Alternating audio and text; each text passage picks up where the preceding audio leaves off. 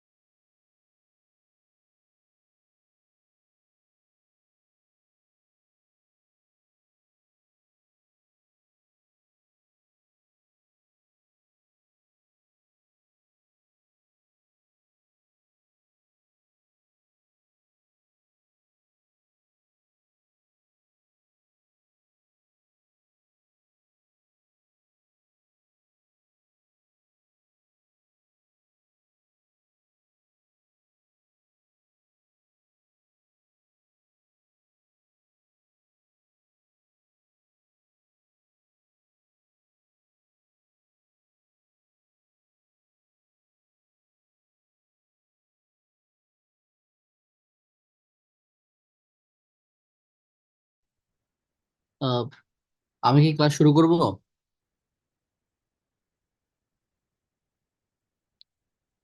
আহ,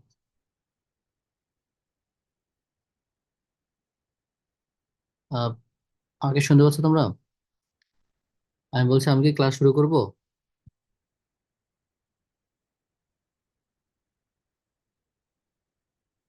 আহ, তোমরা মাত্র জয়েন করেছো 13 জন।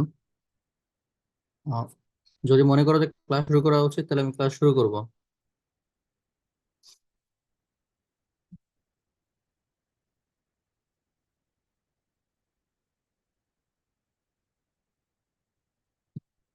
ওকে, আমি তাহলে ক্লাসটা শুরু করি, হ্যাঁ।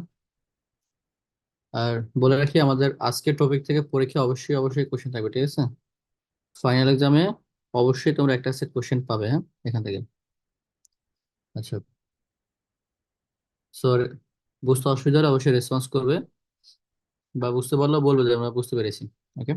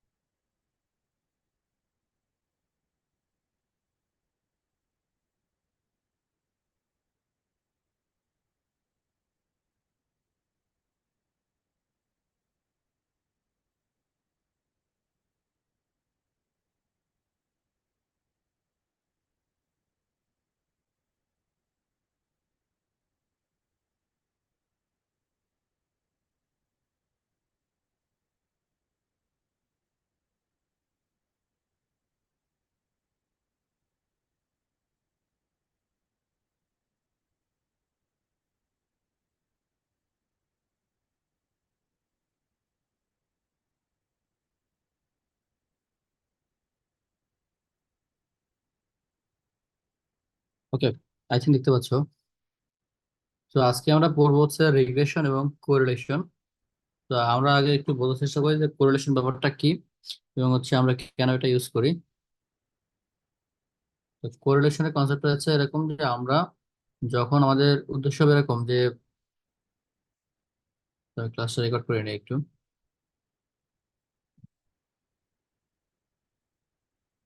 Okay. তো আমাদের আজকের মেইন টপিক হচ্ছে কোরিলেশন এবং রিগ্রেশন। তো আমরা আগে প্রথমে বুঝবো যে কোরিলেশন ব্যাপারটা কি এবং এটা কখন ইউজ করা হয়, তারপরে আমরা রিগ্রেশনে যাব। তো কোরিলেশন টার্মটা যদি আমরা এক্সপ্লেইন করি, মানে কো প্লাস রিলেশন, তার মানে হচ্ছে আহ মানে এটা কি করে কোনো একটা রিলেশন মেজার করে। ঠিক আছে, ডেফিনেটলি কোরিলেশন হচ্ছে এমন একটা স্ট্যাটিস্টিক্যাল টার্ম বা টুল যেটা একটা রিলেশন মেজার করবে। তো ডেফিনেটলি যখন আমরা রিলেশন বলি, তাহলে ডেফিনেটলি সেখানে কি থাকবে? ডেফিনেটলি হচ্ছে আমার দুইটা ভেরিয়েবল থাকবে। যদি তোমার দুইটা ভেরিয়েবল এক্স আর ওয়াই হয়, এবং তোমার যদি জানার উদ্দেশ্য থাকে যে এক্স এর সাথে ওয়াই এর কোনো রিলেশন আছে কিনা, তখন আমরা ইউজ করবো কোরিলেশন। তো কোরিলেশন কি করবে? তোমাকে মেজার করে বলবে যে দুইটা কোয়ান্টিটি ভেরিয়েবলের ভিতরে কোনো সম্পর্ক আছে কিনা। তো সেতটুকু বলবে যে কোনো সম্পর্ক আছে কিনা, থাকলে সেটা পজিটিভ নাকি নেগেটিভ, অর তাদের স্ট্রেংথ কিরকম। আহ, এখন তাহলে আমরা যে মানে ইন জেনারেল বলি, তাহলে আমাদের উদ্দেশ্য হচ্ছে এরকম যে আমরা জানতে চাই দুইটা ভেরিয়েবল আছে এক্স আর ওয়াই, তাদের ভিতরে সম্পর্ক আছে কিনা এটা মেজার করব। তো তাদের ভিতরে সম্পর্ক আছে কিনা এটা মেজার করার তাহলে স্ট্যাটিস্টিক্যাল টুল হচ্ছে কোরিলেশন। এটা হচ্ছে একটা কোয়ান্টিটিভ মেজার, যে একটা ফর্মুলা আছে, এই ফর্মুলা অ্যাপ্লাই করে আমরা কিছু মান বের করবো। সেই মানটাকে ডিসাইড করবো যে আমার ওই এক্স আর ওয়াই এর সাথে কোনো সম্পর্ক আছে কিনা। কিন্তু এর পাশাপাশি আমরা একটা গ্রাফ আছে, ওই গ্রাফ থেকে আমরা বুঝতে পারি যে এক্স এর সাথে ওয়াই এর কোনো সম্পর্ক আছে কিনা। আমরা অনেকগুলো গ্রাফ করেছি, যদি বলি bar chart, pie chart, histogram করেছি আমরা, ফ্রিকোয়েন্সি পলিগন পড়েছি, তারপরে কিউমুলেটিভ ফ্রিকোয়েন্সি পলিগন পড়েছি। ওকে, তো এরকম আমরা কয়েকটা গ্রাফ পড়েছি। তো আজকে আমরা একটা গ্রাফ পড়বো নতুন, সেটা হচ্ছে স্ক্যাটার প্লট। তো প্লটের নামটা হচ্ছে স্ক্যাটার প্লট। স্ক্যাটার প্লট, ওকে। সো স্ক্যাটার প্লটে কয়টা ভেরিয়েবল লাগবে? আমার স্ক্যাটার প্লটে দুইটা ভেরিয়েবল লাগবে। আমার যেহেতু দুইটা অক্ষ, এক্স আর ওয়াই, এটা এক্স, এটা ওয়াই। সো আমরা যেটা করব, এক্স অক্ষ বরাবর হচ্ছে একটা ভেরিয়েবল রাখবো, আর ওয়াই অক্ষ বরাবর আরেকটা ভেরিয়েবল রাখবো। মনে করো আমি যদি তোমাকে একটা এক্সাম্পল দিই, সাপোজ আমরা আসলে জানতে চাই যে দুইটা ভেরিয়েবল এভাবে ডিফাইন করলাম। একটা হচ্ছে তোমার যে কোনো একটা প্রোডাক্টের অ্যাডভার্টাইজমেন্ট খরচ এবং ওই প্রোডাক্টের সেলের পরিমাণ। তাহলে আমরা যেটা বললাম যে অ্যাডভার্টাইজমেন্ট কস্ট, ঠিক আছে, এইটা হচ্ছে একটা ভেরিয়েবল, আর তার কারেসপন্ডিং আমি সেল। মনে করো যে $100 যখন হচ্ছে তোমার কি করা হয়, স্পেন্ড করা হয় অ্যাডভার্টাইজমেন্ট কস্ট হিসেবে, মনে করো তখন সেল হয়, মনে করো সাপোজ 130 ডলার।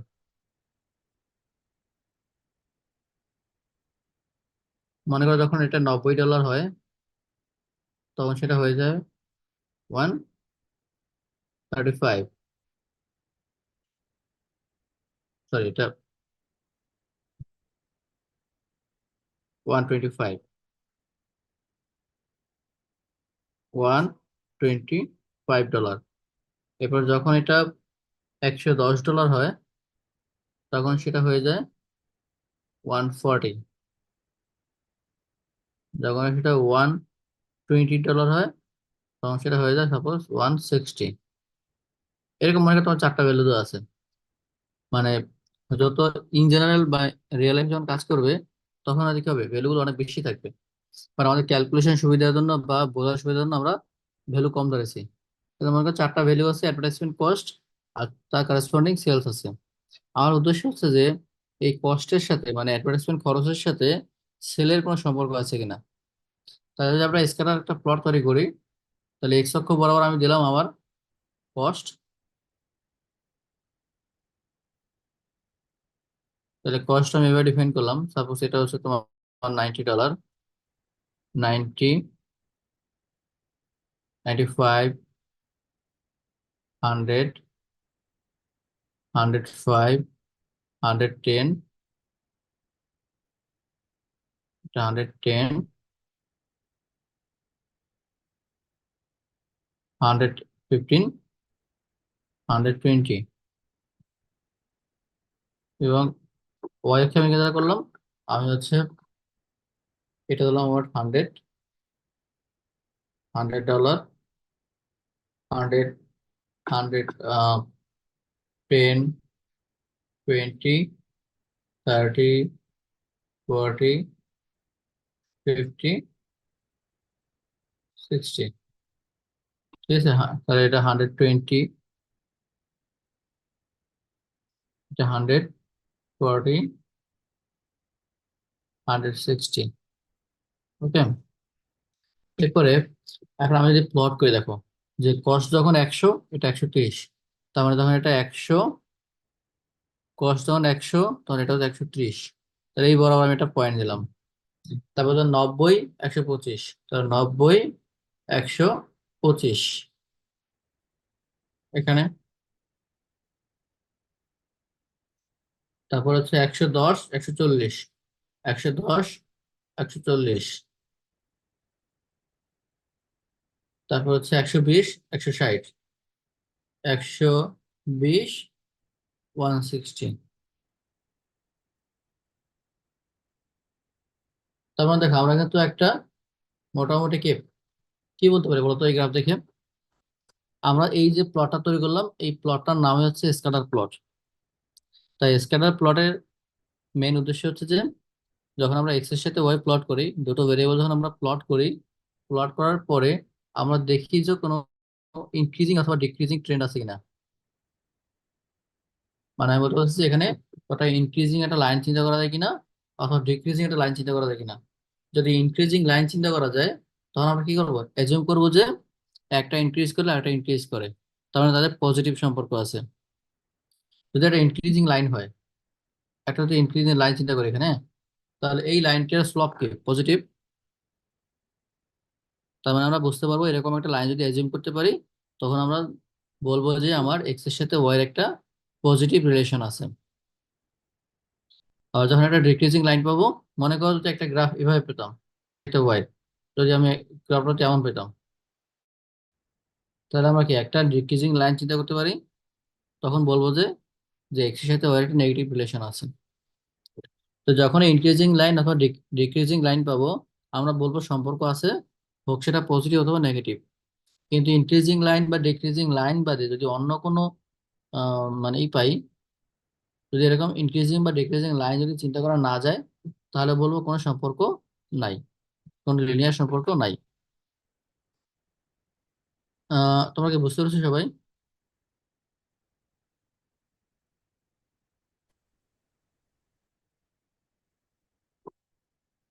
তোমরা সবাইকে বুঝতে পেরেছো? একটু রেসপন্স করো। আমি তোমাদের কারো কথা শুনতে পাচ্ছি না। Anyone please.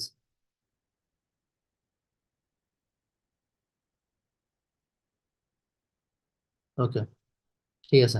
তাহলে আমরা এটাকে বলবো স্ক্যাটার প্লট। তো আমি যখন দুইটা ভেরিয়েবল এভাবে প্লট করব, তারপর যদি ইনক্রিজিং লাইন চিন্তা করি, তাহলে বলবো পজিটিভ সম্পর্ক আছে। আর ডিক্রিজিং লাইন চিন্তা করলে বলবো নেগেটিভ সম্পর্ক আছে। এরপর আমি যেটা বলবো সেটা হচ্ছে যে যদি তুমি এভাবে চিন্তা করো যে একটা প্লট তুমি এরকম পাইলা,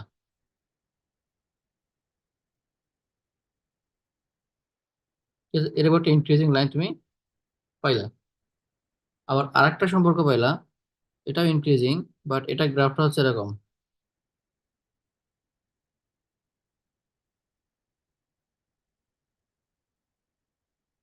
দেখো তখন তুমি কি করলো, তুমি এখান থেকে একটা sorry, এখান থেকে একটা লাইন চিন্তা করলো, তাই না?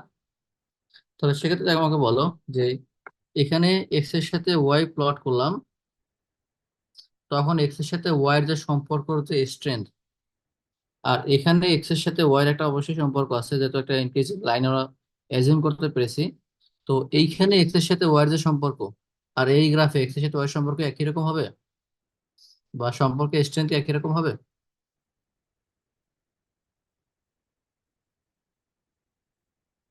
এইখানে দেখো যে এক্স বাড়লে ওয়াই কি স্ট্রিক্টলি বাড়তেছে, মানে খুবই স্ট্রিক্টলি বাড়ে। এক্স যে হারে বাড়তেছে, ওয়াই কি প্রত্যেকটা জায়গায় একই হারে বাড়তেছে। কিন্তু এই গ্রাফে দেখো, এই গ্রাফে তোমার যখন এখানে এক্স এর ভ্যালু, তখন ওয়াই এর ভ্যালু কি কিছু আছে এখানে, কিছু হয়তো উপরে আছে, আমরা ধরে নিলাম কি এখানে হয়তো ওয়াই এর ভ্যালু।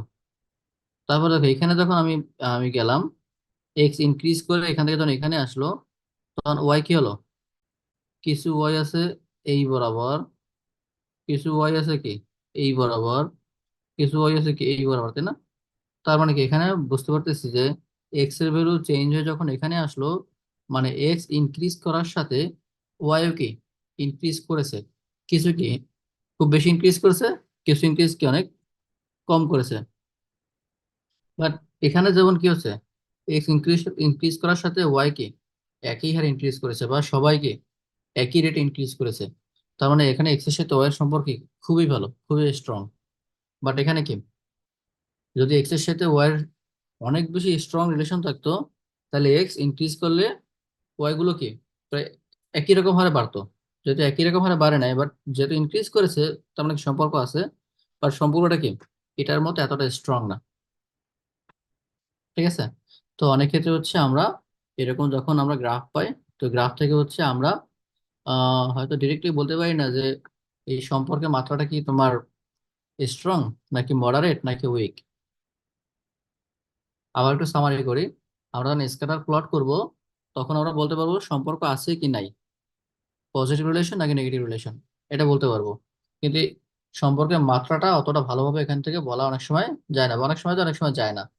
তো বা এতটুকু বুঝতে পারলাম যেখান থেকে যে সবসময় কি সম্পর্কের মাত্রাটা একরকম থাকে না, কখনো কি হয় খুব স্ট্রং হয়, কখনো কি হয়তো মিডিয়াম ক্যাটাগরি সম্পর্ক থাকে, মানে মডারেট বলে। আর অনেক সময় কি সম্পর্ক থাকে বাট সেটা কি খুবই উইক। হ্যাঁ, তাহলে এরকম তিনটা। তাহলে স্ক্যাটার প্লট থেকে আমরা ডিসাইড করবো সম্পর্ক আছে কি না, একটা ওয়ে। আর আমরা যদি সেম ডিসিশন নিতে চাই একটা টুল ব্যবহার করে, তখন আমরা ইউজ করবো কোরিলেশনের একটা ফর্মুলা আছে, কোরিলেশন। তো কোরিলেশনের ফর্মুলাটা হচ্ছে এরকম, যে আমরা কোরিলেশনকে আর দিয়ে প্রকাশ করে। তো আর ইকুয়াল হচ্ছে, যদি দুইটা ভেরিয়েবল হয় তাহলে ফর্মুলাটা হচ্ছে R equal sum over X I minus X bar, তারপরে Y I minus Y bar, নিচে হচ্ছে root over sum over X I minus X bar তার whole square root over sum over Y I minus Y bar তার whole square. ঠিক আছে, তাহলে এটা হচ্ছে কোরিলেশনের ফর্মুলা। এখন এই কোরিলেশনের মান অলওয়েজ কি হবে, আর এর মান আমার -1 থেকে +1 এর ভিতরে বিলং করবে। হ্যাঁ, তো আর এর মান যখন জিরো বা জিরো কাছাকাছি, এটা মিন করে কি কোনো সম্পর্ক নাই। আর এর মান যখন পজিটিভ, তার মানে রিলেশন হচ্ছে পজিটিভ। আর এর মান নেগেটিভ মানে রিলেশন নেগেটিভ। আর যদি আমরা এভাবে বলি, যখন আর এর মান যে জিরো থেকে মানে greater than zero and less than 0.3, তাহলে এটা হচ্ছে উইক রিলেশন।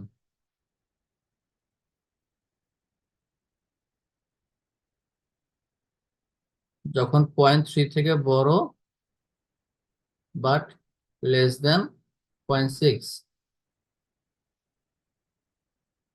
তখন হচ্ছে মডারেট।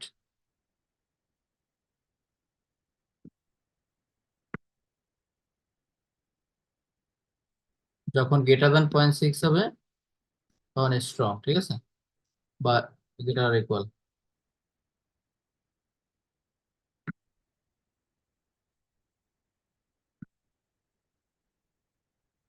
তাহলে এটা হচ্ছে আমার মানে কোরিলেশনের ফর্মুলা, আর এটা হচ্ছে তার ইন্টারপ্রিটেশন। ঠিক আছে, তো আমরা যদি এই ফর্মুলাটা অ্যাপ্লাই করতে চাই, তাহলে আমাদের যে এক্সাম্পলটা ছিল, এক্সাম্পলটা কি ছিল, আমি কস্ট বললাম,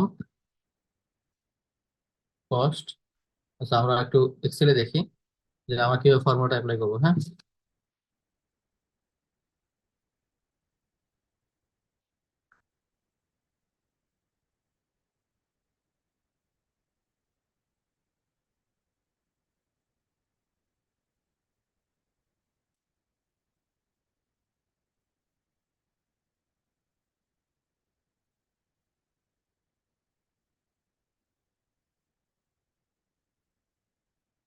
ওকে। সো আমরা যদি মানে অ্যাডভার্টাইজমেন্ট কস্ট নামে যদি আমি একটা ভ্যারিয়েবল ধরি, ধরলাম আমার অ্যাডভার্টাইজমেন্ট কস্ট কি আমার এক্স, সাপোজ আমি ধরলাম এটা আমার এক্স, আর আমি সেলস কে বললাম ওয়াই।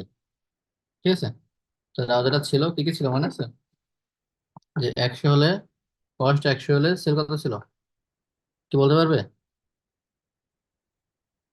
কত লিখেছিলাম, 130। তারপরে কস্ট 190 হলে এটা বলেছি আমরা 125। আহ,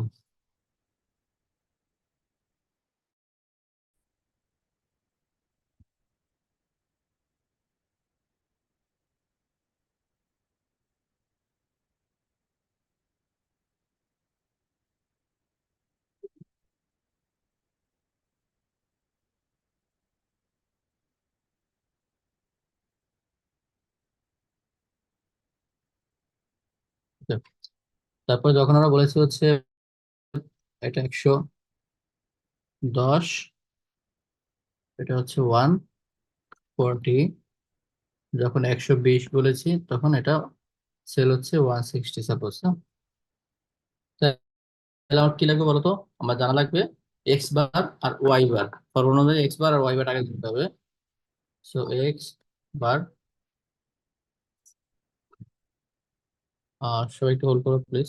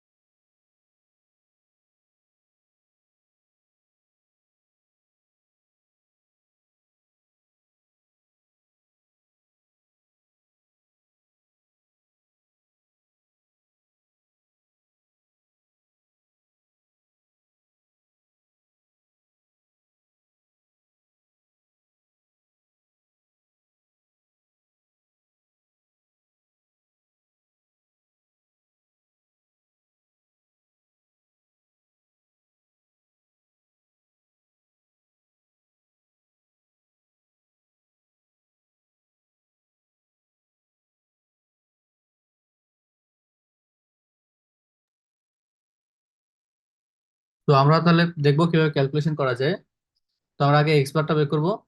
তো এক্স বারটা হচ্ছে কত হবে?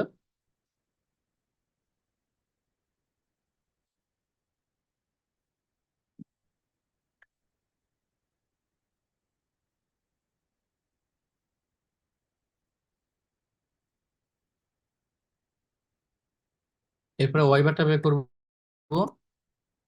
তো কিভাবে ওয়াই বারটা বের করে নিই? তাহলে যখন খাতায় করবো তখন ওয়াই বারটা কি হবে?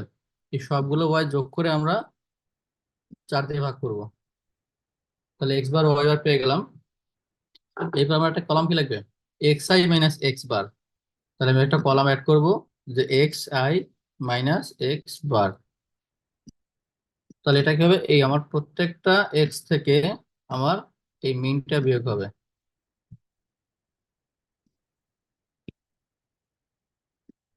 প্রত্যেকটা মিন, প্রত্যেকটা এক্স থেকে তার মিনটা বিয়োগ হবে।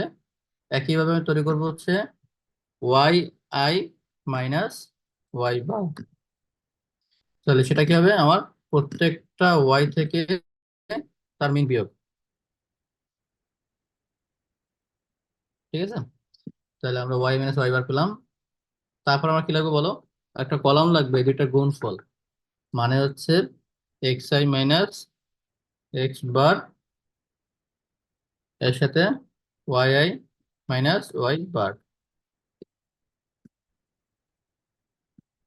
তাহলে আমি যেটা করবো, আমার এই প্রত্যেকটা এক্স এর সাথে প্রত্যেকটা ওয়াই আমি ওয়াই মানে এই বিয়োগফল গুলো গুণ করবো।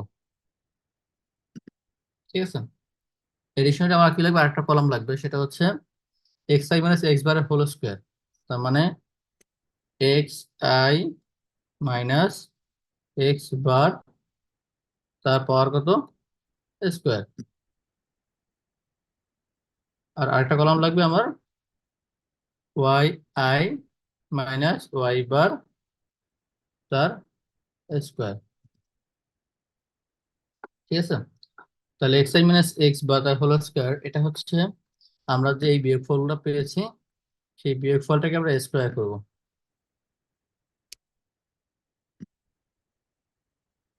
আর ওয়াই মাইনাস ওয়াই বার মানে আমরা এই যে ওয়াই মাইনাস ওয়াই বারটা পেয়েছি, এই প্রত্যেকটা বিয়োগফলকে আমি স্কোয়ার করব। ঠিক আছে, স্কোয়ার করলাম। এখন আমরা সূত্র অ্যাপ্লাই করবো। তাহলে সূত্রটা কি ছিল বলো তো?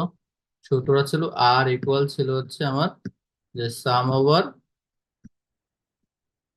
X I minus X bar Y I minus Y bar divided by sum over X I minus X bar তার হোল স্কোয়ার, এটার রুট মাল্টিপ্লাইড বাই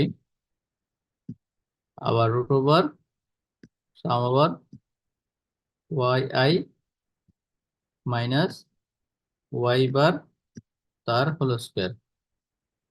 ঠিক আছে, তাহলে আমরা যদি সূত্রটা অ্যাপ্লাই করি তাহলে মানটা কত পাই দেখো। আমরা এই সবগুলো সাম করে নেই।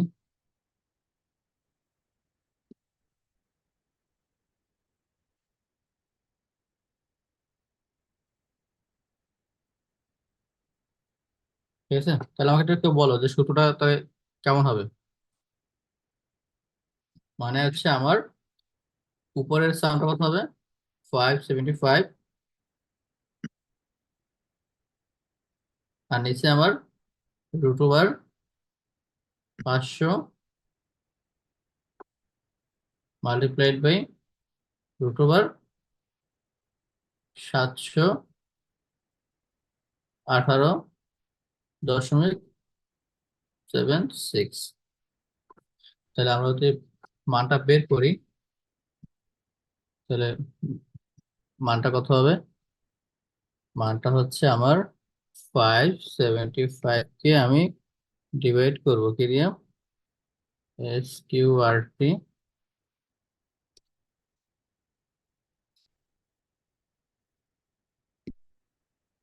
স্কোয়ার রুট অফ 500, তাহলে এটার সাথে মাল্টিপ্লাই হবে S Q R T square root of 718.76। ঠিক আছে, তার মানে আমরা কত পেয়েছি, 0.9591। তার মানে এটা হচ্ছে 0.6 এর চেয়ে বেশি এবং কি প্রায় ওয়ানের কাছাকাছি। তো এটা যত ওয়ানের কাছাকাছি হবে তত কি, তত স্ট্রং রিলেশনশিপ। তার মানে এখানে যদি মানটা পজিটিভ তার মানে কি অ্যাডভার্টাইজমেন্ট কস্টের সাথে সেলের পরিমাণের একটা পজিটিভ সম্পর্ক আছে এবং এটা খুবই স্ট্রং। খুবই স্ট্রং মানে কস্ট বাড়লে, অ্যাডভার্টাইজমেন্ট কস্ট বাড়লে সেলের পরিমাণ কি অনেক বাড়বে। কারো বুঝতে অসুবিধা আছে? না স্যার। তাহলে এটা গেল কোরিলেশন। এরপরে আমরা যদি রিগ্রেশনে যাই, তো কোরিলেশন দেখো, কোরিলেশন থেকে শুধুমাত্র আমরা বুঝতে পারি যে সম্পর্ক আছে কিনা বা থাকলে সেটা পজিটিভ নাকি নেগেটিভ বা কতটা স্ট্রং। কিন্তু আমরা এটা কিন্তু বলতে পারি না যে যে কে কার উপর ডিপেন্ড করে, অথবা ডিপেন্ড করলে কতটা ডিপেন্ড করে। অথবা অন্যভাবে বলতে পারি যে আমার দুটো ভেরিয়েবল এক্স আর ওয়াই আছে, তোমার একটা ভেরিয়েবল আরেকটা ভেরিয়েবল কতটা ইনফ্লুয়েন্স করে বা কত একটা আরেকটার উপর কতটা ইম্প্যাক্ট করে। যদি ইম্প্যাক্টটা বের করতে চাই বা ইনফ্লুয়েন্সটা বের করতে চাই, অথবা যদি বলি যে ডিপেন্ডেন্সি বের করতে চাই তো কতটুকু ডিপেন্ড করে, তখন আমরা ইউজ করবো রিগ্রেশন। মনে করো আমি যদি এখানে বলি যে যে সেল এবং অ্যাডভার্টাইজমেন্ট কস্ট, তো আমরা যখন রিগ্রেশনে যাব, রিগ্রেশনে যাওয়ার আগে আমি চিন্তা করবো যে দুটো ভেরিয়েবলের ভিতরে একটাকে ধরবো ইন্ডিপেন্ডেন্ট আর একটা ডিপেন্ডেন্ট। তো আমাদের এই ডিপেন্ডেন্সি জিনিসটা আমরা ডিফাইন করবো কে ডিপেন্ডেন্ট কে ইন্ডিপেন্ডেন্ট, এটা আমাদের সেন্স থেকেই আমাদের তৈরি হবে। হ্যাঁ, যদি তোমাদের কোয়েশ্চেন করা হয় যে অ্যাডভার্টাইজমেন্ট কস্ট এবং সেল এই দুইটার ভিতর কে কার উপর ডিপেন্ড করে, মানে কে ইন্ডিপেন্ডেন্ট হবে আর কে ডিপেন্ডেন্ট হবে, মানে কস্টটা কি সেলের উপর ডিপেন্ড করবে নাকি সেল কস্টের উপর ডিপেন্ড করবে।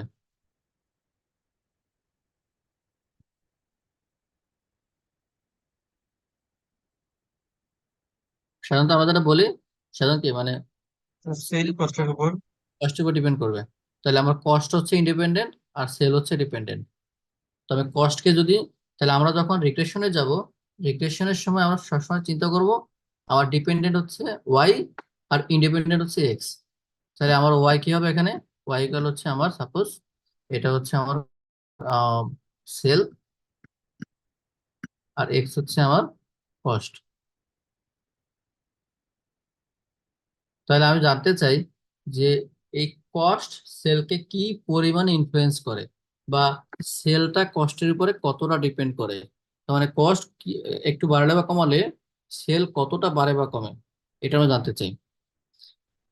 তাহলে রিগ্রেশনের মেইন উদ্দেশ্য হচ্ছে একটা, যে যে আমাদের যখন জানার উদ্দেশ্য হয় যে কে কার উপরে কতটা ডিপেন্ড করে, এই ডিপেন্ডেন্সির পরিমাণটা, অথবা কে কাকে কতটা ইনফ্লুয়েন্স করে, এই ইনফ্লুয়েন্সের পরিমাণটা বের করতে চাই, তখন আমরা ইউজ করব রিগ্রেশন। আরেকটা উদ্দেশ্য হচ্ছে প্রেডিকশন, সেটা আমরা পরে যাচ্ছি।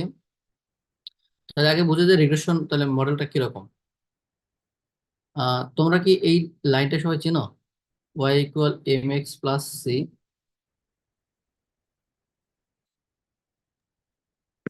জি স্যার।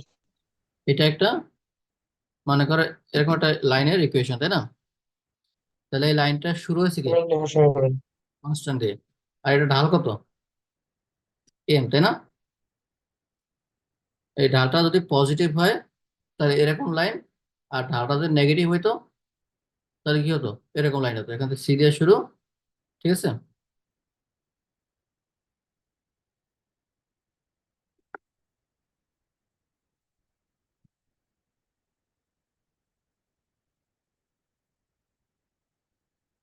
বুঝতে পেরেছো?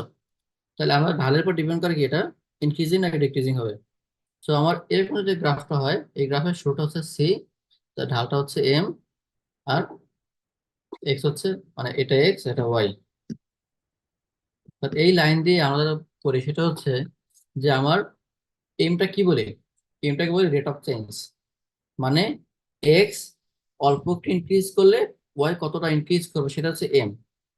তার মানে কি, এক্স এর ইনক্রিজের সাথে ওয়াই কতটুকু ইনক্রিজ করে, সেই পরিমাণটা হচ্ছে এম এর পরিমাণ। তার মানে আমরা এই লাইন থেকে বলতে পারি যে এক্স এর সাথে ওয়াই এর যে সম্পর্ক, এক্স এর সাথে ওয়াই এর রিলেশন, সেটা কি এম পরিমাণ। তার মানে এক্স এক অল্প একটু বললে, মানে এক্স যদি ডেল এক্স ইনক্রিজ করে, তাহলে ডেল ওয়াই, মানে ওয়াই যতটুকু ইনক্রিজ করবে তার পরিমাণটা কত, বা এই রেটটা কত, এই রেটটা হচ্ছে del Y by del X, বা এই রেটের পরিমাণটা হচ্ছে আমার এম। তাহলে এখন আমরা যদি এইভাবে চিন্তা করি, যদি ডেল এক্স এর মানটা যদি ওয়ান হয় তাহলে কত হবে, ডেল এক্স যদি ওয়ান হয় তাহলে ডেল ওয়াই কত, এম। ঠিক আছে? যদি ডেল এক্স ওয়ান হয় তাহলে বলবো ডেল ওয়াই হচ্ছে এম। তার মানে এক্স এক বাড়লে ওয়াই এম পরিমাণ বাড়বে। তাহলে এক্স এর সাথে ওয়াই এর সম্পর্ক সেটা হচ্ছে আমার এম। তাহলে আমরা রিগ্রেশনে এইভাবে একটা লাইন ফিট করার চেষ্টা করি, যেখানে আমরা বলবো যে এক্স এর সাথে ওয়াই সম্পর্কটা কিরকম, এরকম এম পরিমাণ। আচ্ছা, এই লাইনে যখন এক্স এর ভ্যালু এত, ওয়াই এর ভ্যালু কত, এত, তখন এক্স এর ভ্যালু এত, ওয়াই ভ্যালু কি এখানে, মানে এই ইকুয়েশনে যখন এক্স এর ভ্যালু তুমি পুট করো, এক্স এর একটা ভ্যালুর জন্য কি তুমি একটা ওয়াই পাচ্ছ, তাই না? তাহলে কি এখানে কোনো কি ইরর আছে? এক্স এর ভ্যালু পুট করলে কি এক্স্যাক্টলি একদম রাইট অ্যামাউন্টের ওয়াই পাচ্ছ তুমি, কোনো এখানে ভুল হওয়ার কোনো সম্ভাবনা নাই, মানে এই ইকুয়েশনে কোনো ইরর নাই। কিন্তু যদি আমরা রিয়েল লাইফে কাজ করি, দেখো, মনে করো তুমি এক্স কে বললা হচ্ছে ইনকাম, মনে করো সাপোজ বোঝার সুবিধার্থে বলছি রিগ্রেশনের কনসেপ্টটা, যে এক্স হচ্ছে ইনকাম, ওয়াই হচ্ছে এক্সপেন্ডিচার। তাহলে খেয়াল করো, যদি ইনকাম যদি 5,000 টাকা হয়, 5,000 সাপোজ, হ্যাঁ, ইনকাম যদি 10,000 হয়, হ্যাঁ, ইনকাম যদি 20,000 হয়, তাহলে তুমি যদি 5,000 টাকা ইনকাম করে এরকম যদি 10 জন ব্যক্তিকে নাও, 10 জন ব্যক্তির এক্সপেন্ডিচার কি একই রকম হবে? তাদের প্রত্যেকের আয় আয় 5,000, মানে আয় সমান, কিন্তু এক্সপেন্ডিচার কি সমান হবে? না স্যার।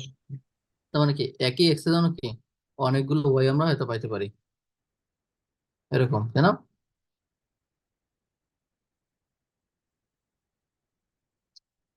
তাহলে যখন আমি এক্স এর সাথে ওয়াই মডেল করব, তখন কি আমার রিয়েল লাইফে একটা এক্স এর জন্য কি একাধিক ওয়াই ভ্যালু থাকতে পারে। তাহলে এখন যদি এমন হতো লাইনটা, যে এখানে এক্স আর এখানে ওয়াই, এক এক্স এর একটার জন্য কি একটা ওয়াই পাচ্ছি, এক্স এর একটা ভ্যালুর জন্য কি একটা ওয়াই পাচ্ছি, তাহলে কি হতো, জাস্ট আমি পয়েন্ট গুলো কানেক্ট করলে কি একটা ইকুয়েশন পেয়ে যেতাম, যেখানে কোনো ইরর বা কোনো কিছু থাকতো না। কিন্তু এখানে দেখো, যদি আমি এরকম একটা গ্রাফ পাই, তাহলে এখানে আমি যদি একটা লাইন ফিট করতে চাই, এরকম যে আমি ইকুয়েশনটা দেখালাম Y equal M X plus C, এরকম যদি একটা লাইন ফিট করতে চাই, তাহলে লাইনটা কোথায় ফিট করবো? তো তার আগে একটু বলি, যেহেতু আমার রিগ্রেশনে কি বলেছি, যে একটা এক্স এর জন্য কি একাধিক ওয়াই থাকে, তার মানে কি অবশ্যই একটা ইরর টার্ম থাকবে। তাহলে আমরা রিগ্রেশন মডেলটা ওইটা ওভাবে না লিখে আমরা এইভাবে লিখি, Y equal beta zero plus beta one X plus error. দেখো ওইখানে সি এর পরিবর্তে কি আছে, বিটা জিরো। ওই ইকুয়েশনের এম এর পরিবর্তে আছে বিটা ওয়ান, আর এখানে একটা ইরর টার্ম আছে। তাহলে এখন আমার উদ্দেশ্য হচ্ছে যে আমি যখন লাইনটা ফিট করবো, তখন এই বিটা জিরো বিটা ওয়ানের মানটা বের করতে হবে। তো তোদের একটা কোশ্চেন করি, যেরকম যদি গ্রাফ হয়, আমি যদি এখানে একটা লাইন ফিট করি, করা যাবে না? চাইলে কি এখানেও একটা লাইন ফিট করা যাবে, চাইলে কি এখানেও একটা লাইন ফিট করা যাবে, বা অথবা কি এখানে একটা লাইন ফিট করা যাবে। তাহলে আমি কোন লাইনটাকে আমি নিব, বা কোন লাইনটা ফিট করব, একটা কোশ্চেন হতে পারে না? তাই আইডিয়াটা হচ্ছে যে এখানে অসংখ্য লাইন ফিট করা যায়, বাট আমরা ওই লাইনটাকে আমরা চুজ করব যে লাইনটার জন্য কি হবে, আমার ইররটা সবচেয়ে মিনিমাম হবে। ইররটা মিনিমাম বলতে, মনে করো যদি তোমার গ্রাফটা এমন হয়, এটা তোমার গ্রাফ, হ্যাঁ, তুমি যদি এখান থেকে একটা লাইন ফিট করো সাপোজ, তা দেখো কিছু পয়েন্ট কি আছে লাইনের উপরে, কিছু পয়েন্ট লাইনের নিচে। তাহলে যে পয়েন্টগুলো তাহলে ইররটা কি, এই লাইন থেকে এই যে দূরত্ব, এটা কি ইরর, আর এই লাইন থেকে এইটা, এটা কি ইরর। আবার কি এখান থেকে এই যে পয়েন্টগুলো, এটা কি ইরর, এটাও কি আমার ইরর। তার মানে আমার এই পয়েন্ট থেকে লাইনগুলোর যে ডিস্টেন্স, এটাই হচ্ছে আমার ইরর। ইরর কেন? দেখো তার এক্স এর ভ্যালু যখন এখানে, তার অ্যাকচুয়াল ভ্যালু কত ছিল, অ্যাকচুয়াল ওয়াই ভ্যালু ছিল কি এখানে, বাট আমি বলতেছি লাইন থেকে যে তার এক্স এর ভ্যালু এত হলে তার ওয়াই হবে এত। তার মানে কি তার অ্যাকচুয়াল ভ্যালুকে আমি কিন্তু বলতেছি এইটা না হয় এইটা হবে, তারপরে কিছু ইরর হলো। এখন এই ইররটা কি হবে, কিছু পজিটিভ ইরর কিছু নেগেটিভ ইরর, কারণ এই লাইনের কিছু ভ্যালু কি উপরে থাকবে, কিছু ভ্যালু আমার লাইনের নিচে থাকবে। তাহলে আমরা লাইনটা এমন ভাবে ফিট করব যেন এই যে ইররটা, এই ইররটা সব থেকে কম হবে। তাহলে তাহলে আমরা একটু সামারাইজ করি, যে আমরা আমাদের উদ্দেশ্য হচ্ছে যে এক্স আর ওয়াই আছে, তাহলে এক্স ওয়াই কে কতটা ইনফ্লুয়েন্স করে অথবা ওয়াই এক্স এর উপর কতটা ডিপেন্ড করে, সেটা আমরা রিগ্রেশন দিয়ে বের করতে চাই। আমার রিগ্রেশনের ইকুয়েশনটা হচ্ছে Y equal beta zero plus beta one X plus error. এখানে আমরা দেখলাম যে অসংখ্য লাইন ফিট করা যায়। তাহলে এরকম অসংখ্য লাইন ফিট করা গেলে সেখানে আমি বেস্ট লাইন ওইটাকেই বলবো যার জন্য ইররটা সবথেকে মিনিমাম হবে। তাহলে ইররকে মিনিমাইজ করে আমি যে ইকুয়েশনটা পাই, এটা এরকম যে Y hat equal beta zero hat, তো বিটা জিরো বিটা ওয়ানের মান পেয়ে যাবো, তখন এটাকে আমরা হ্যাট বলবো, বিটা ওয়ান হ্যাট এক্স। তাহলে আমরা এই ইকুয়েশনে বিটা জিরো আর বিটা ওয়ানের মানটা পাবো এভাবে, যে বিটা ওয়ান হ্যাট, যদি আমরা এভাবে বিটা ওয়ানের মানটা বের করি আর বিটা জিরোর মানটা বের করি, তাহলে তার জন্য যে লাইনটা পাওয়া যাবে সেই লাইনটার সব থেকে ইররটা কম হবে। তাহলে এটা হচ্ছে এরকম যে summation of X I minus X bar Y I minus Y bar divided by sum over X I minus X bar তার হোল স্কোয়ার। এটা হচ্ছে বিটা ওয়ান। আর বিটা জিরো হ্যাটটা কি হবে, বিটা জিরো হ্যাট হচ্ছে ওয়াই বার, তো লিখে রাখবে, হ্যাঁ ফর্মুলা ওয়াই আমার স্লাইডে লেখা আছে, বাট তাও একটু তোমরা লিখে রাখতে পারো, Y bar minus beta one hat X bar. আচ্ছা আমরা যদি এই সূত্র দুটো অ্যাপ্লাই করি এই ম্যাথের ক্ষেত্রে, তাহলে বলতো বিটা ওয়ান কত হবে, বিটা ওয়ান হ্যাট, বলো একটু সবাই। আমাদের তো এটা করা আছে না, summation of X I minus X bar Y minus Y bar, এটা কত, 575। তাহলে লিখলাম 575, আর নিচে কত, xi minus x bar whole square, তার মানে হচ্ছে 500। 500, তাহলে এটা হবে হচ্ছে আমার 575/500, তার মানে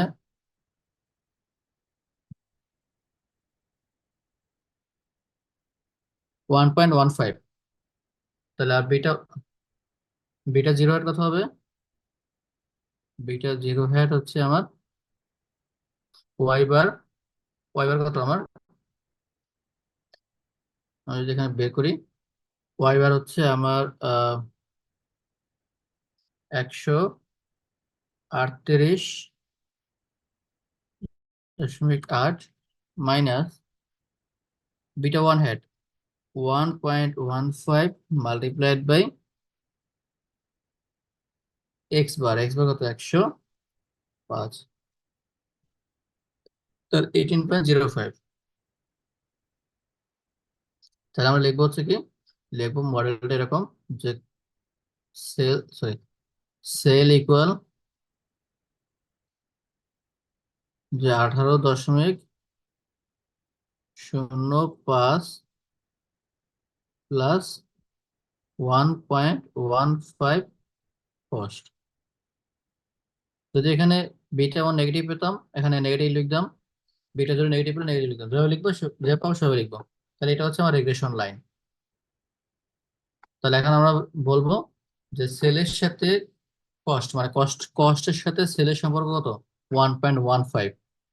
তার মানে যদি অ্যাডভার্টাইজমেন্ট কস্ট $1 বাড়ে, খেয়াল করো, অ্যাডভার্টাইজমেন্ট কস্ট যদি $1 বাড়ে, তাহলে সেলের পরিমাণ যা ছিল তা থেকে $1.15 কি হবে? ইনক্রিজ করবে। তাহলে সেলের সাথে ওয়াই এর, মানে কস্টের সাথে সেলের যে সম্পর্ক, সেটা হচ্ছে পজিটিভ রিলেশন, তার মানটা হচ্ছে পজিটিভ পেয়েছি। এবং এটা হচ্ছে এরকম যে কস্ট $1 ইনক্রিজ করলে on an average sale $1.15 increase করবে। তাহলে এটা হচ্ছে beta zero interpretation, beta one interpretation. আর এটা কি বিটা জিরো? তাহলে বিটা জিরো ইন্টারপ্রিটেশন কিরকম? যদি এই ইকুয়েশনে এক্স এর ভ্যালু জিরো বসাও, এক্স কি ছিল? কস্ট। তো কস্ট জিরো বসালে আমার সেল কত পাই?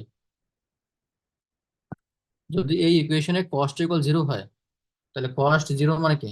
সেল ইকুয়াল হচ্ছে আমার 18.05। ঠিক আছে, তাহলে আমরা এভাবে বলবো যে যদি কোন, মানে কস্ট জিরো মানে কি? কোনো অ্যাডভার্টাইজমেন্ট কস্ট নাই বা অ্যাডভার্টাইজমেন্ট খরচ নাই। আর যদি অ্যাডভার্টাইজমেন্ট কোনো কস্ট নাও থাকে বা খরচ নাও করা হয়, তারপর অন অ্যাভারেজ $18.05 সেল হবে। তাহলে ওই প্রোডাক্টে যদি কোনো অ্যাডভার্টাইজমেন্ট খরচ নাও থাকে, অ্যাডভার্টাইজমেন্টে যদি কোনো খরচ নাও করা হয়, তারপর অন অ্যাভারেজ ওই প্রোডাক্টটার $18 সেল হবে। তাহলে আমরা কি রিগ্রেশন মডেল বুঝতে পেরেছি? এটা বলা হয় সিম্পল লিনিয়ার রিগ্রেশন। ঠিক আছে, আমরা যেটা বলেছি রিগ্রেশন, রিগ্রেশন অনেক টাইপ আছে, বাট আমরা সব থেকে সহজ যেটা সেটা বলেছি, এটা হচ্ছে সিম্পল লিনিয়ার রিগ্রেশন। তোমরা কি সবাই বুঝতে পেরেছো এটা? Yes, sir. ওকে, ঠিক আছে। দেখো এরপরে আমি কিন্তু আরেকটা বলেছিলাম যে আমাদের রিগ্রেশনের একটা উদ্দেশ্য কি, যে বুঝতে পারা যে মানে এক্স এর সাথে ওয়াই এর ডিপেন্ডেন্সি কিরকম এটা জানা। এটা আমরা জানলাম। আরেকটা উদ্দেশ্য হলো প্রেডিকশন। তো তোমাকে যদি কোশ্চেন করা হয় এখানে, এটা তোমার regression model, so in that case যদি তোমার এমন হয় যে কোন একটা প্রোডাক্টের অ্যাডভার্টাইজমেন্ট কস্ট যদি সাপোজ $200 হয়, যদি যদি কোম্পানি জানতেই চায় যে আমি যদি ওই প্রোডাক্টের যদি পিছনে $200 খরচ করি অ্যাডভার্টাইজমেন্ট কস্টে, তাহলে আমার সেল কত হবে? তাহলে আমি তোমাকে কোশ্চেন করলাম যে কোম্পানি যদি ওই প্রোডাক্টের পিছনে $200 কস্ট করে, মানে অ্যাডভার্টাইজমেন্ট খরচ করে, তাহলে সেল কত হবে? তাহলে সেটা বের করা যাবে?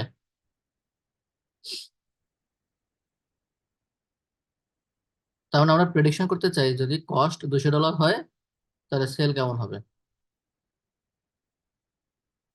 তাহলে আমি যদি এই ইকুয়েশনে আমি যদি বসাই দেই যে sale equal 18.05 minus, sorry, plus 1.15 multiplied by cost কত, $200 হয়েছে, 200। তাহলে এই লাইনটা সলভ করলে আমি যে সেল পাবো সেটাই বলবো যে আমার অ্যাডভার্টাইজমেন্ট কস্ট $200 হলে সেল এত হবে।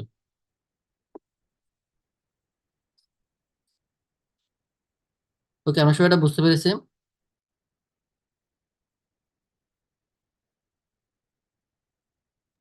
Yes, সবাই, sir.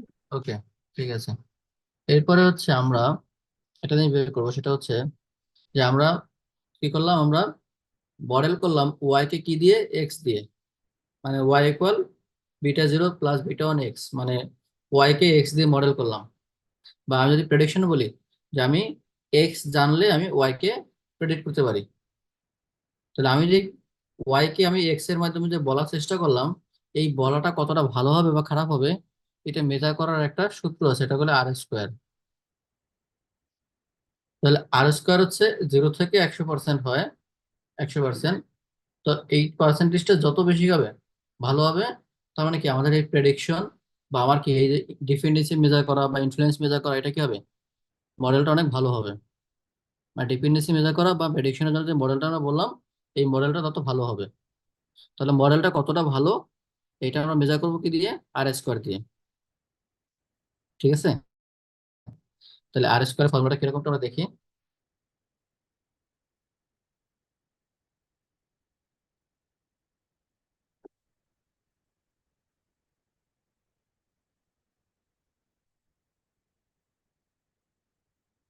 দেখো, এটা হচ্ছে এই যে β0 β1 এর ইকুয়েশন। আর এরপরে যখন আমরা R² বলবো,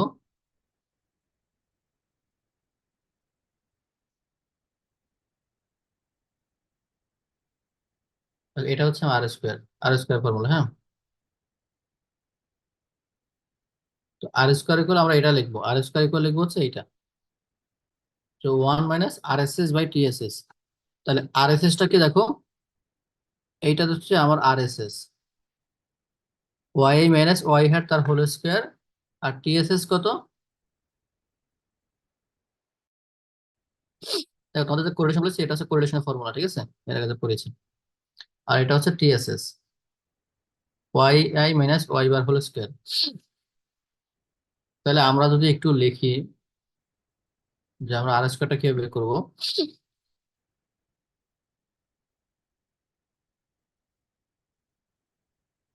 দেখো, আমি যদি R² এর ফর্মুলাটা একটু লিখি, যে R² হচ্ছে R² ইকুয়াল হচ্ছে আমার 1 -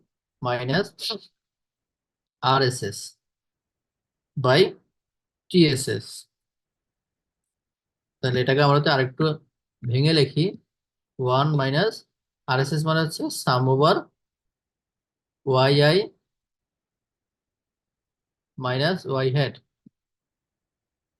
তার হোল স্কোয়ার। আর নিচে কত, sum over YI minus Y bar তার হোল স্কোয়ার। দেখো আমরা কিন্তু এই নিচেরটা আমরা জানি, তাই না, যে Y - Y বার তার হোল স্কোয়ারকে সাম করলে কত হবে, এই যে এইটা, এটা আমরা জানি। তাহলে আমাদের উপরটা জানতে হবে। তাহলে উপরটা জানার জন্য আমাকে আমাদের রিগ্রেশন মডেলটা কত ছিল, রিগ্রেশন মডেল ছিল হচ্ছে কি আমার ওয়াই ইকুয়াল ছিল কত, যে 18.05 প্লাস 1.15 x। তাহলে এটা ছিল কি আমার ওয়াই হ্যাটের ইকুয়েশন, ওয়াই হ্যাট ইকুয়াল এটা। তাহলে এই ইকুয়েশন ব্যবহার করে আমি আগে ওয়াই হ্যাটটা বের করে নিব। তাহলে আমি যদি ওয়াই হ্যাট লিখি, ওয়াই হ্যাট, তাহলে ওয়াই হ্যাট কি হবে আমার 18.05 প্লাস 1.15 ইন্টু কত, এক্স। তাহলে এই হচ্ছে এক্স এর ভ্যালু। তাহলে প্রত্যেকটা এক্স এর ভ্যালু বসালে আমি ওয়াই হ্যাটটা পেয়ে যাবো, তাহলে 4টা ওয়াই হ্যাট পাবো।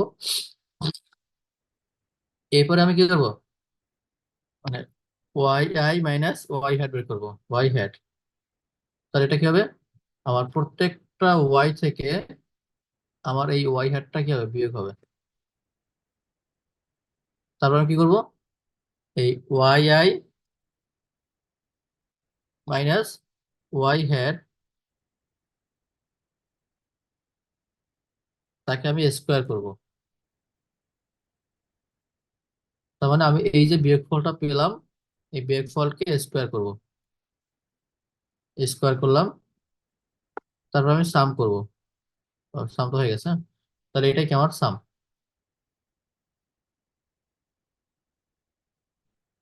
সরি, এটা সাম না, এটা হচ্ছে আমরা যেটা করবো, তাহলে এটা হচ্ছে আমার এই সবগুলো বিয়োগফলের সাম।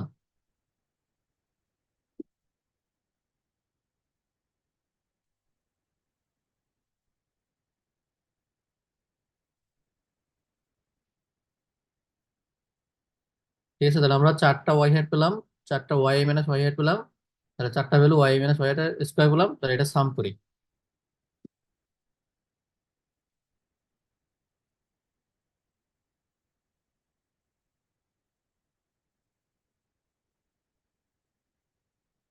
ঠিক আছে, তাহলে আমরা যদি এখন অ্যাপ্লাই করি, দেখো ফর্মুলাটা, যে আর স্কোয়ার ইকুয়াল হচ্ছে 1 মাইনাস, দেখো উপরের মান কত আসবে, 57.51 divided by Y minus Y bar whole square হচ্ছে কত, 718.76। তাহলে আমরা যদি এটা করি, এটা সলভ করলে মান আসবে হচ্ছে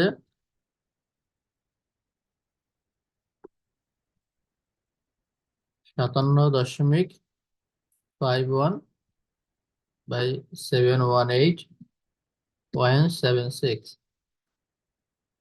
দেখো 0.91। তার এটা পার্সেন্টেজ কত আসবে, যদি আমরা এটা পার্সেন্টেজে নেই, 92%। তারপর আর স্কয়ার ভ্যালু কত, 92%। তারপর এটা কি খুবই ভালো মডেল, মানে এটা যদি 0.7-এর উপর হয় তাহলে কি মডেলটা অনেক ভালো বলা যায়, অনেক ভালো বলা যায়।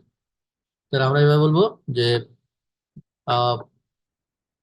ইন্টারপ্রিটেশন এরকম বলবো, যে টোটাল ভেরিয়েশন অফ ওয়াই, আচ্ছা আবার বলি, মানে 92% of total variation of Y, খেয়াল করো, যে 92% of total variation of Y can be explain by x.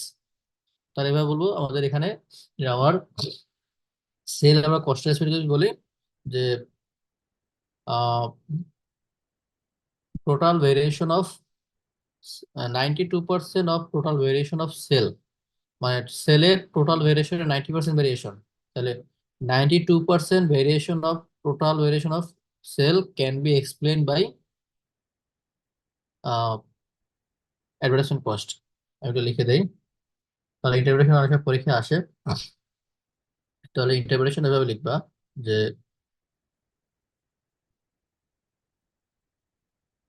92% of total variation of sale can be explained by advertisement cost. ঠিক আছে, মানে সেলস এর টোটাল ভেরিয়েশনের 90% variation can be explain by advertisement cost. ঠিক আছে, তোমাদের কার কোনো কোশ্চেন আছে কিনা, বুঝতে পারছো সবাই? স্যার বুঝতে পারছি। ওকে, যদি বুঝতে পারো তাহলে আজকের ক্লাসটা আমি তাহলে এখানে শেষ করব।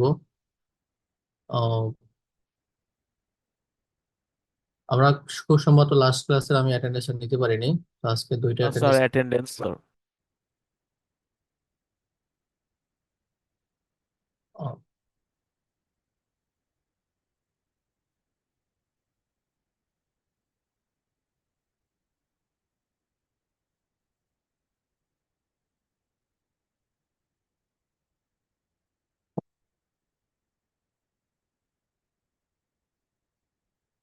একটু ওয়েট করো, আমি অ্যাটেন্ডেন্স দিচ্ছি।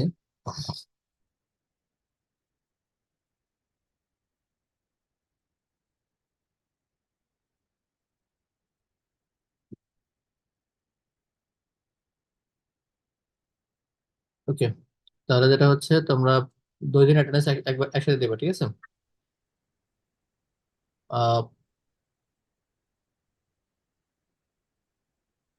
ID number 53, Yes, sir. 54, 55, 56, Yes, sir. 55. Sir, 55. ওকে 56, 57, Yes, sir. Sir, 57. ওকে। আমি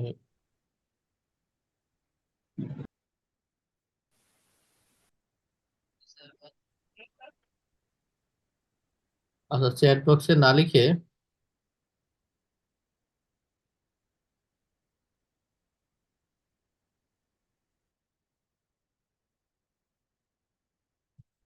আহ, একটু মুখে বলো যে কার মানে প্রেজেন্ট অসুবিধা হচ্ছে, ঠিক আছে? তাহলে 58, Sir. 59, 59, 60, Yes, sir. Yes. Sir, 60. ওকে 61, 61, 62, Yes, sir. 63, Present, sir. 64, Yes, sir. Sir 61 আছে স্যার। 61, ওকে। Sir, 64. আর 64 দিয়েছে, 65, 66, Present, sir. 67 আসো, okay. 69, yes sir. 69, 70, present sir. Okay. 71, Yes, sir. 72 আসো, ওকে। 73, Present, sir. Present, sir. ওকে 73 আসো। 74, Present, sir. 75, Present, sir. 78, Yes, sir. 79, Yes, sir. 80, 81, Sir. Present, sir. 81. আচ্ছা 80 দিয়েছি, 81 দিয়েছি। তারপরে 82, Present, sir. 83, কেউ Yes, মিস sir. এসে বলো, ঠিক আছে? 83. হ্যাঁ, ওকে 83 দিয়েছি। 84, Present, sir. 86, yes sir. 87, Yes, sir. 88, Present, sir. 89, Yes, sir. 90, Yes, sir. Yes, sir. 91, Present, sir. 92, Present, sir. 93, Yes, sir. okay 94, Present, sir.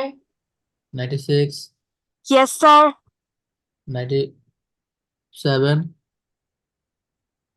Sir, 96, 97 এর একটু নেটে প্রবলেম করছে। ওকে ঠিক আছে। 100, 100ও ছিল নেটে। ওকে 101, yes sir. 102, Yes, sir. 103, 104, Yes, sir. Yes, sir. 105,